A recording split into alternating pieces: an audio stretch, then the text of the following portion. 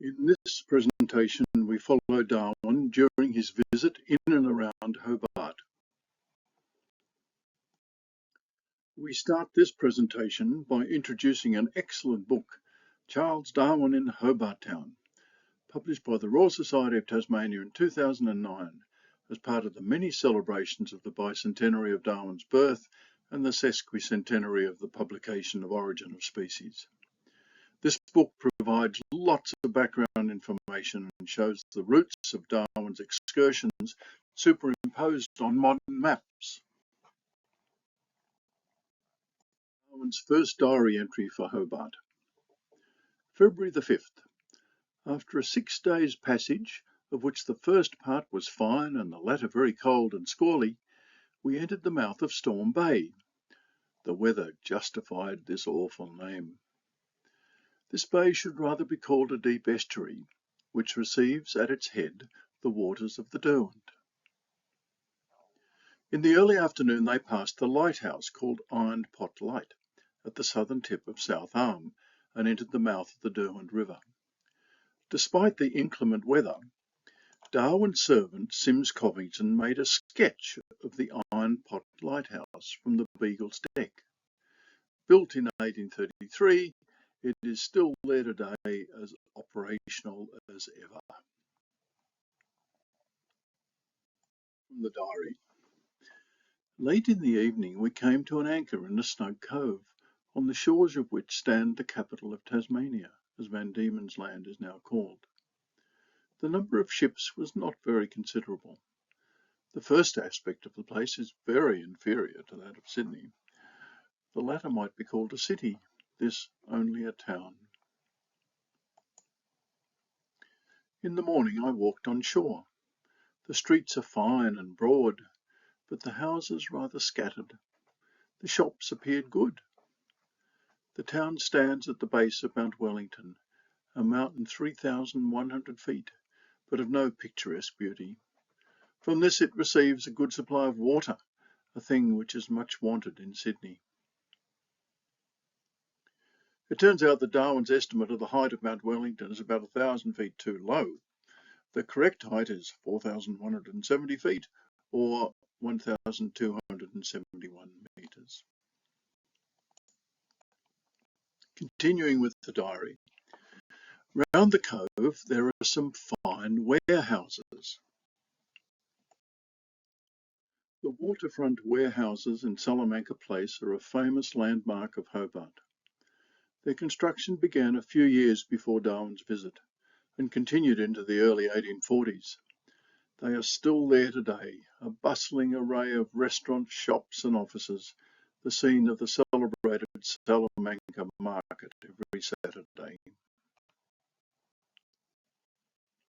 The diary. In London, I saw a panorama of a Hobart town. The scenery was very magnificent, but unfortunately there is no resemblance to it in nature. Here's the title page of the guidebook that was on sale at the exhibition in London. Description of a view of Hobart Town, Van Diemen's Land and the surrounding country, now exhibiting at the Panorama Strand, painted by the proprietor, Mr. R. Burford. London, 1831, price 6d. And here's the key to the panorama that was included in the guidebook. The perspective is somewhat distorted because of the inclusion of a much wider view than can be seen in real life by a person looking in any particular direction.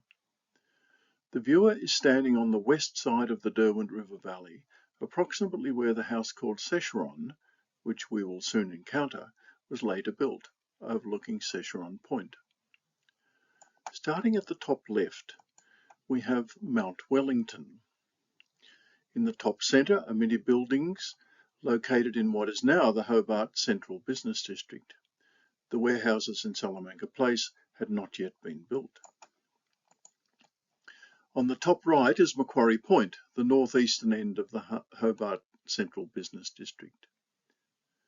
Moving further to the right, we now enter the bottom half of the panorama quay, where we have Mulgrave's Battery at what is now called Battery Point, to the bottom left, with Sandy Bay to the bottom right, and Mount Wilson. Panoramas were popular in England at that time. They provided a sweeping view of a far-off place that the viewers would be most unlikely to ever visit, at least voluntarily. Just before the Beagle sailed from England at the commencement of her voyage, Darwin had paid sixpence to see Mr. R. Burford's Panorama of Hobart, which was then, as we have just seen, on exhibition in the Strand.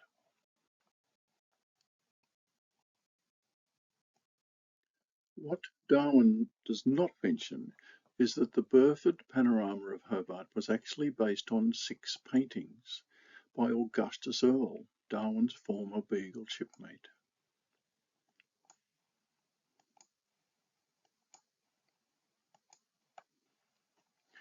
We have already seen that Earle visited Hobart briefly in 1825. 3 years later, after he departed from Sydney for the last time in October 1828, his ship Rainbow called at Hobart on its way to India. This gave Earle a second opportunity to prepare the preliminary sketches for the paintings. From Darwin's comment, it appears that he was not aware of Earle's role in the Hobart panorama. Perhaps this was because Burford did not acknowledge the artist in the guidebook that was on sale at the exhibition. The only way to get a proper feeling for the 6 paintings is to place them side by side, as done here. But in the present context, this does them no justice.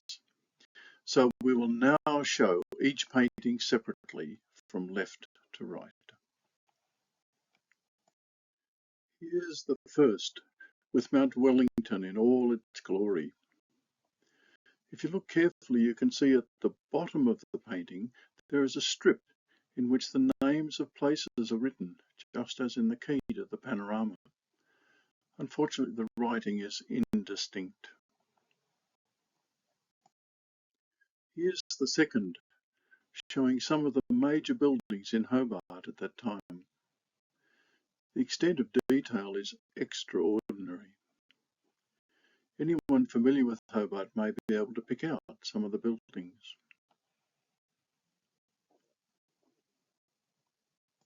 Here's the third, showing more Hobart buildings adjacent to Solomon Cove.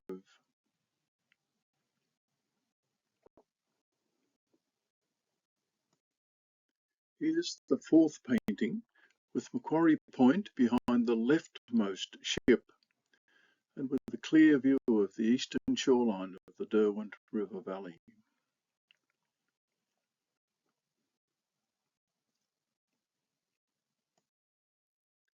Here's number 5, with Mulgrave Battery, part of what is now called Battery Point, in the centre foreground.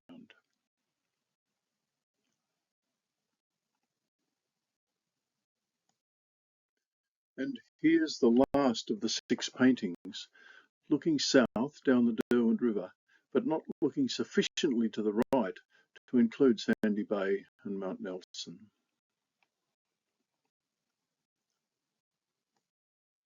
In his diary entry for the first day in Hobart, Darwin also mentions the sorry plight of the Aboriginal Tasmanians, commenting on the misconduct of the whites.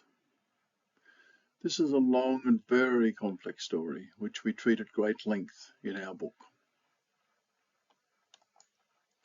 The next diary entry is 7th to the 10th. During these days, I took some long, pleasant walks, examining the geology of the country. The diary entries provide very little further information on where Darwin walked or what he saw. Fortunately, there are several other manuscript sources that help us to fill in the gaps. The pioneer of gathering and transcribing all the relevant information, a huge task, was Dr. Max Banks, then a geologist at the University of Tasmania, who did all this back in the 1960s. Here's just one example of his pioneering work. A transcription of a Darwin manuscript on Hobart, combined with detailed geological interpretation of what Darwin saw and explanations of exactly where Darwin went. Some of Max Banks's later explanations were done in collaboration with Dr. David Lehman, another Tasmanian geologist. Sadly, both Max and David have died, but their legacy lives on. All this information and more is now included in the book mentioned at the start of this presentation, Charles Darwin in Hobart Town.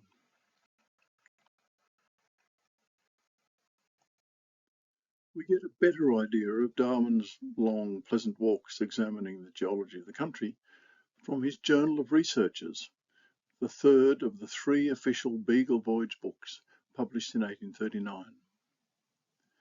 The main points of interest consist first in the presence of certain basaltic rocks which evidently have flowed as lava, secondly in some great unstratified masses of greenstone, thirdly in proofs of an exceedingly small rise of the land, fourthly in some ancient fossiliferous strata, probably of the age of the Silurian system of Europe, and lastly in a solitary and superficial patch of yellowish limestone or travertine, which contains numerous impressions of leaves of trees and plants not now existing. Darwin's first day of geologizing was Sunday the 7th of February. From one of the manuscripts we learn that he walked around the town of Hobart that day. February the 7th, in the town, sandstones and greenstones alternately appear, and perhaps in equal proportion. In government domain, a cinetic greenstone only found one plane of contact, where some sandy shale and sandstone were in close proximity to a decomposing greenstone.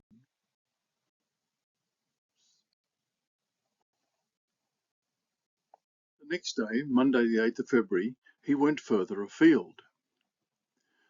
One of my walks lay on the opposite side of the bay or river. I crossed in a steamboat, 2 of which are constantly plying. The machinery of one was entirely made here in this colony, which from its very foundation only numbers 33 years. The 2 ferries were the first steamers to operate on the Derwent. One of them, the Governor Arthur, was a 63-foot paddle steamer that was launched from David Culligan's shipyard at Sullivan's Cove on 12th of June 1832.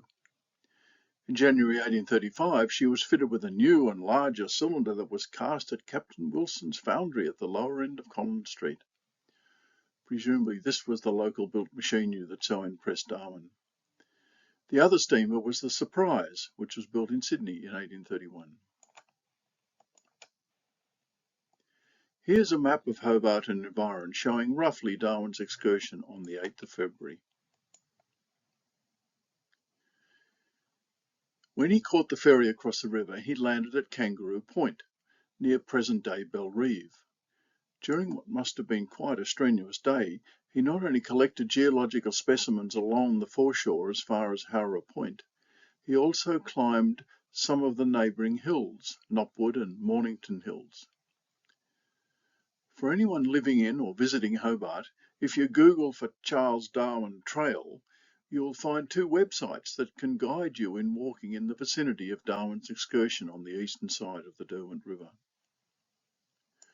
From his manuscript notes, in which he records collecting many geological specimens, there are the numbers, the 4-digit numbers, it is evident that Darwin's long, pleasant walks examining the geology of the country were not exactly leisurely strolls through the countryside. If a hill looked interesting, he would climb it. If an adjacent, higher hill looked even more interesting, he would climb that too. He was always observing or asking questions, always on the lookout for yet another specimen to add to his collection back on board the Beagle.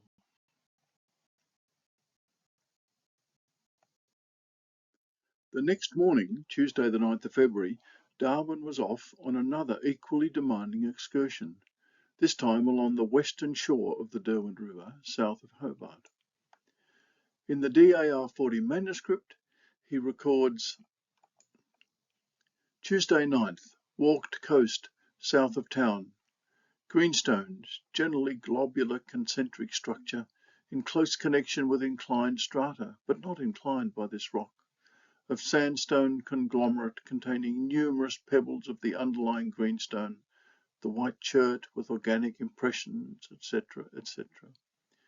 Many of the white pebbles strictly resemble the beds of yesterday. Still travelling onwards, preponderant quantity of greenstone. By now he had already walked about 5 kilometres that day around Battery Point and Sandy Bay. Then, following for a few hundred yards the basaltic beach, came to cliffs composed of cemented fragments. This flat point, now formed of such confused vesicular rocks, probably old crater.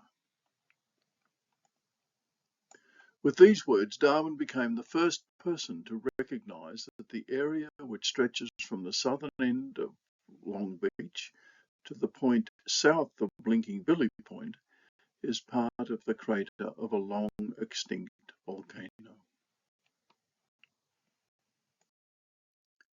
To acknowledge Darwin's insight, in 2008, the point south of Blinking Billy Point was gazetted as Charles Darwin Cliff. Here's a 2021 photo of Charles Darwin Cliff. And here's a modern map showing some of the context of Darwin's walk on Tuesday the 9th of February. He started from the Beagle, which was berthed in Sullivan Cove, walked south alongside Sandy Bay and on to Blinking Billy Point. And just past Blinking Billy Point is now Charles Darwin Cliff. Moving on, he soon reached and climbed Porter Hill, where he found many fossils. When those fossils were formally described by Sowerby and Lonsdale in appendices to Darwin's geological book called Volcanic Islands, 6 of those fossils were found to be species not previously documented.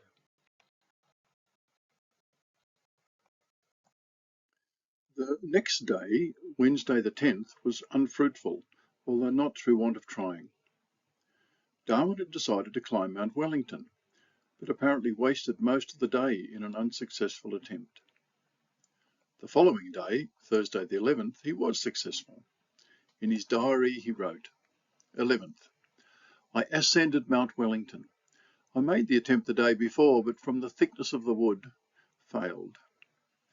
I took with me this time a guide, but he was a stupid fellow and led me up by the south or wet side. Here the vegetation was very luxuriant, and from the number of dead trees and branches, the labour of ascent was almost as great as in Tierra del Fuego or Chile. It cost us 5.5 hours before we reached the summit. Here's Augustus Earle's rather benign view of Mount Wellington, the one that we've already seen. As anyone who has walked to the summit, 1.27 kilometres above sea level, or even driven up, will appreciate, getting to the top of Mount Wellington involves quite a climb. After describing lots of geological observations along the way, the diary continues, the day was splendidly clear and we had a most extensive view. To the northward, the country appeared a mass of wooded mountains of about the same height and rounded outline as the one we were standing on. To the south, the intricate outline of the broken land and water was mapped with clearness before us. We found a better way to return, but did not reach the Beagle till 8 o'clock after a severe day's work. The next day was Darwin's 27th birthday, but there's no evidence that he made any fuss about it. As recorded in the DAR 40 manuscript, Friday the 12th, called on Surveyor General Mr. Franklin, walked to lime kilns and Government Garden, sandstone traversed, dined with him in evening. George Franklin had arrived in the colony in July 1827 to take up an appointment as first assistant surveyor, and in March of the next year had become Surveyor General. By the time of Darwin's visit, the 35-year-old Franklin had been on 3 exploring expeditions in addition to supervising extensive surveys of land grants to settlers. He was particularly interested in science, having been the foundation vice president of the Van Diemen's Land Society, which was established in 1830 with the aim of publishing local scientific discoveries, as well as establishing a museum and botanical gardens. As one who considered it to be his duty to observe and record every remarkable fact connected with the natural history of the island, Franklin must have been an ideal companion for Darwin. Doctors Banks and Lehman have shown that the lime kilns mentioned by Darwin and its associated limestone quarry were just beyond the western end of Burnett Street. In the published account of the geology of Van Diemen's Land in his book Volcanic Islands, Darwin provides a detailed account of what he saw in the quarry. Dr. Banks has shown that, in addition to collecting some previously undescribed fossil plants in the quarry, Darwin provided what is probably the first record of a Neptunian dike in Australia. Finally, we need to highlight the last few words of the DAR 40 manuscript. Dined with him in evening.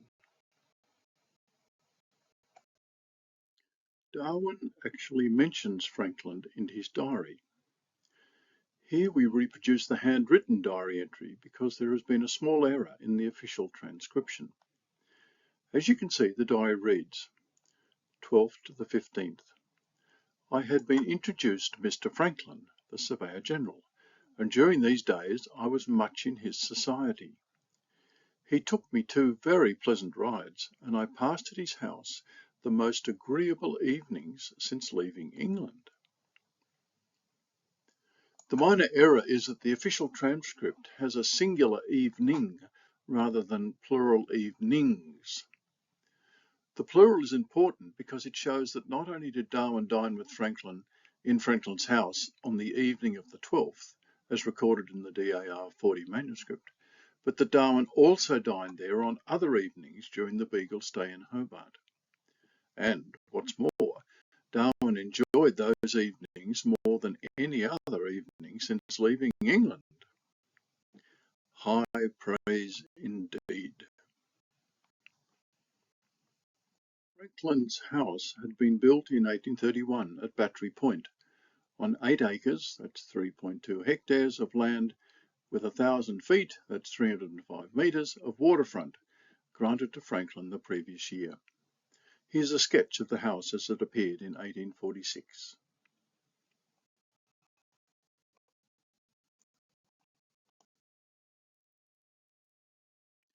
Called Secheron after a fondly remembered site on Lake Geneva, the building still stands today in Battery Point. Indeed, when Jan and I were doing the original research on Darwin's visit to Australia, we were able to visit the house, which at that time was the Maritime Museum of Tasmania. We felt very privileged to be able to wander around the house, imagining those most agreeable evenings in 1836. In 1999, the Maritime Museum moved to its current premises in the Carnegie Building in downtown Hobart, and Secheron became a private residence again. Did Darwin tell Franklin that it was his birthday? If so, did Franklin incorporate a small celebration into the dinner that evening?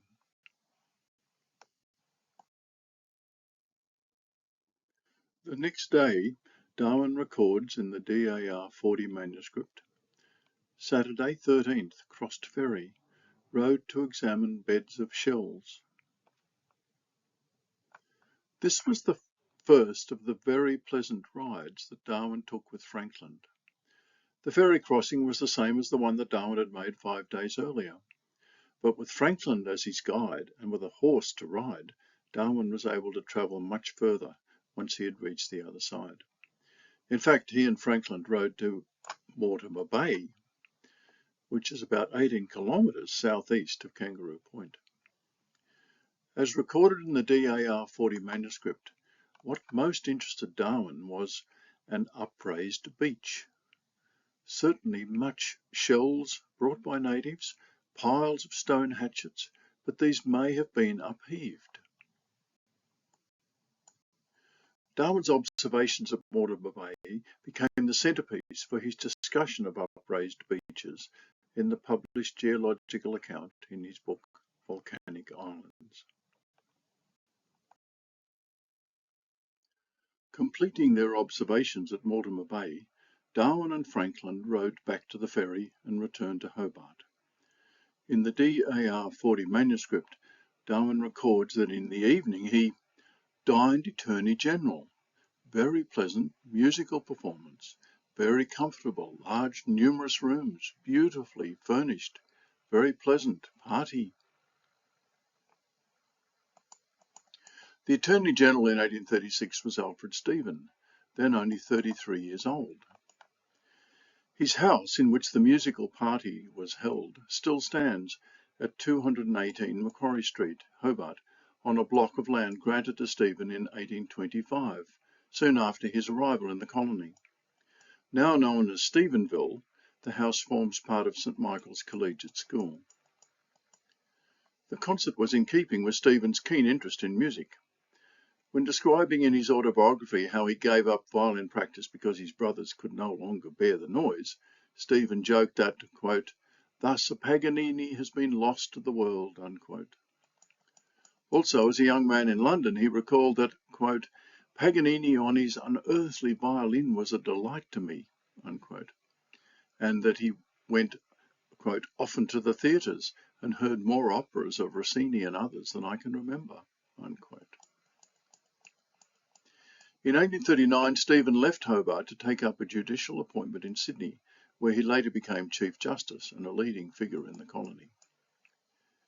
In a letter that Darwin wrote to his sister Catherine the day after the Attorney General's dinner party, Darwin says, "You would be astonished to know what pleasant society there is here. I dined yesterday at the Attorney General, where, amongst a small party of his most intimate friends, he got up an excellent concert of first-rate Italian music. The house large, beautifully furnished, dinner most elegant, with respectable, although of course all convicts, servants. A short time before they gave a fancy ball at which 113 people were present."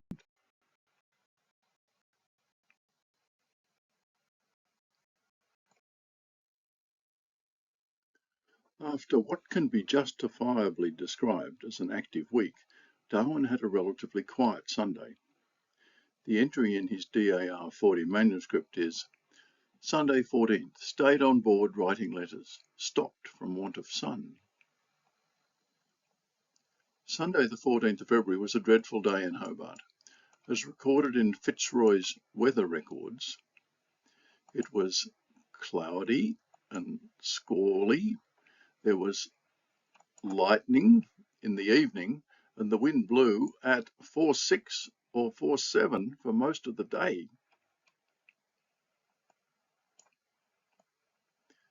Among other things, the stormy weather prevented Fitzroy from taking the sextant readings of the sun that were essential for his determination of longitude. Consequently, the Beagle was unable to depart that day, which accounts for Darwin's comment, "stopped from want of sun."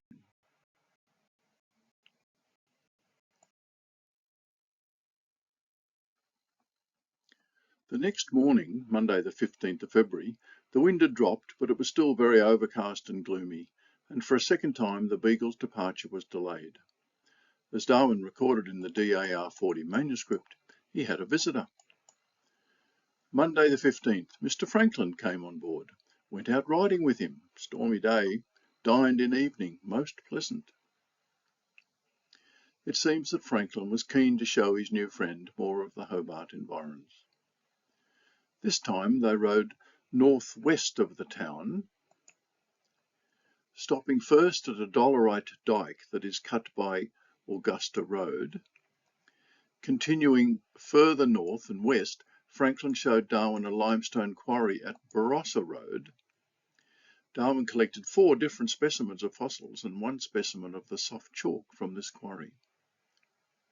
As reported by Sowerby in his appendix to Darwin's book Volcanic Islands, 2 of the fossils were previously unknown species of brachiopods.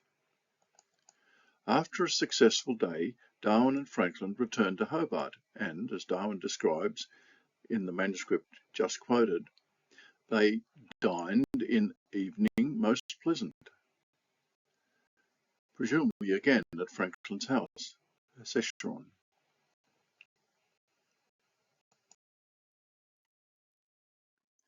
Fitzroy still didn't have his longitude estimate, so the Beagle would be in port for yet another day.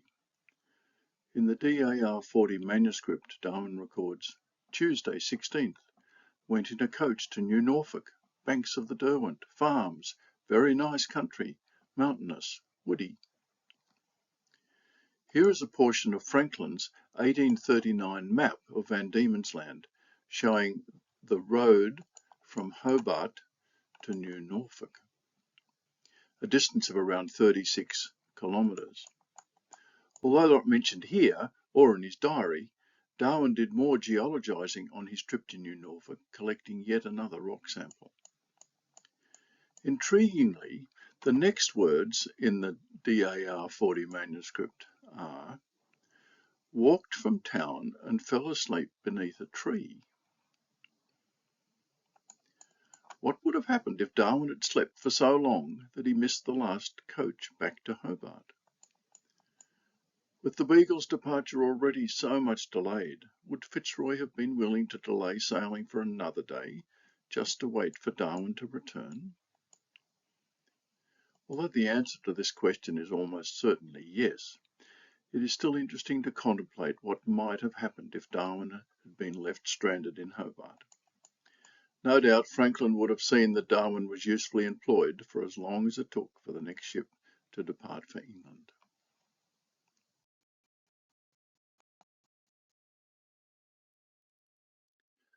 While Darwin was on his outing to New Norfolk, the clouds had cleared sufficiently for Fitzroy to be able to get his noon sextant readings, and hence to estimate the meridian distance between Sydney and Hobart. Here are Fitzroy's results, recorded in the same manner as those for New Zealand to Sydney that we saw earlier. Fitzroy's estimate of the meridian distance between Sydney and Hobart is 15 minutes and 30.2 seconds, which is equivalent to 3.88 degrees of longitude. How does this compare with today's estimates? From Google Maps, the difference is 3.87 degrees of longitude, which is exceedingly close to Fitzroy's estimate of 3.88.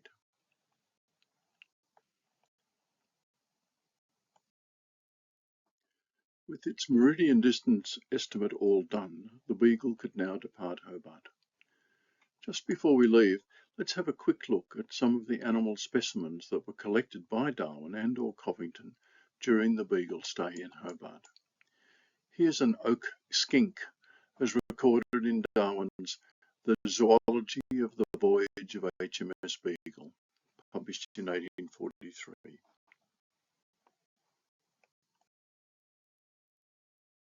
In addition, there were 5 other lizards, a planaria, that is a flatworm, 119 insect species, including 63 that were not previously documented. One of these was a gall-forming wasp.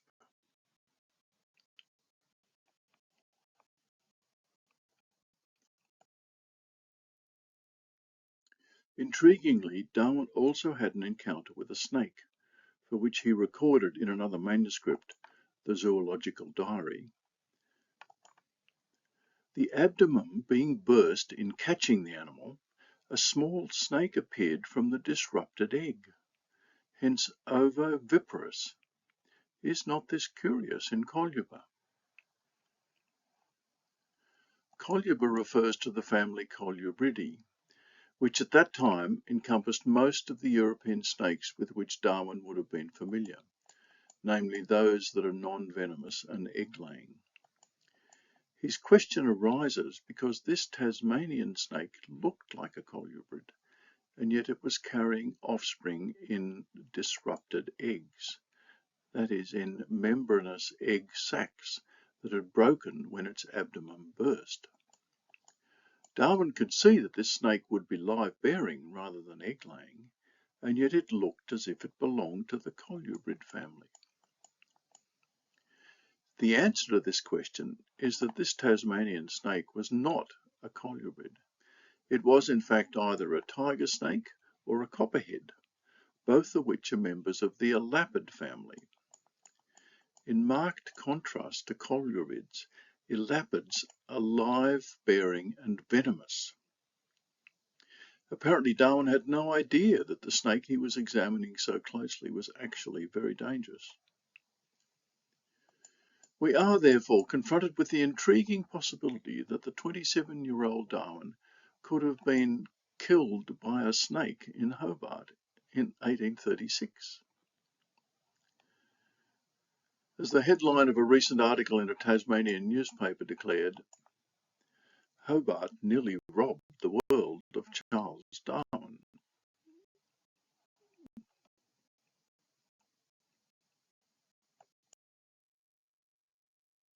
Before leaving Hobart, Darwin wrote up his diary and wrote letters. Here are some excerpts. From the diary, and he's talking about Hobart here, I suspect also the society is much pleasanter than that of Sydney. They enjoy an advantage in there being no wealthy convicts. If I was obliged to emigrate, I certainly should prefer this place. The climate and aspect of the country almost alone would determine me.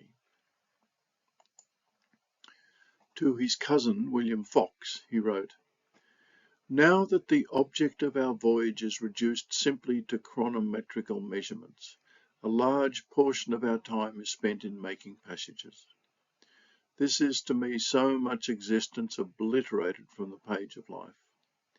I hate every wave of the ocean with a fervour which you, who have only seen the green waters of the shore, can never understand.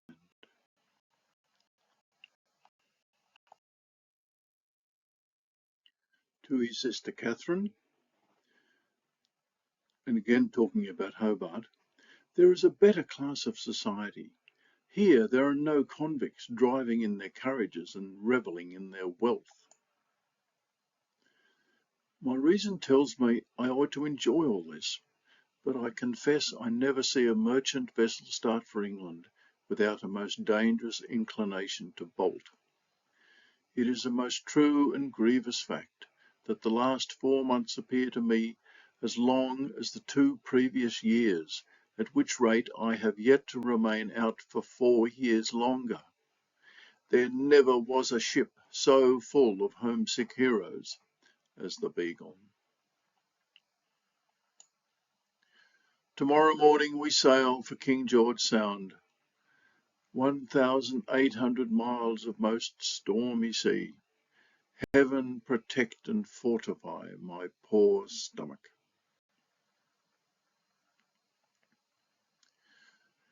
We shall now leave the ship of homesick heroes to make their way westward to the southwestern tip of mainland Australia.